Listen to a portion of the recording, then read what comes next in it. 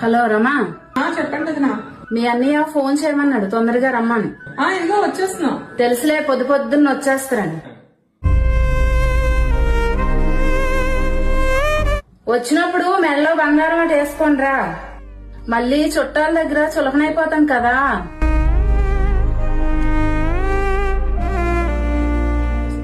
సరే మరి నేను ఉంటాను.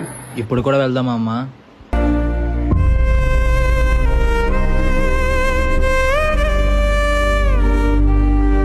మన దగ్గర డబ్బులు లేదని ఏ రోజు బాధపడలేదమ్మా, కానీ వాళ్ళ దగ్గరికి వెళ్ళే ప్రతిసారి మన దగ్గర ఏమీ లేదని చిన్న చూపు చూసి ఇంకా బాధ పెడుతున్నారు.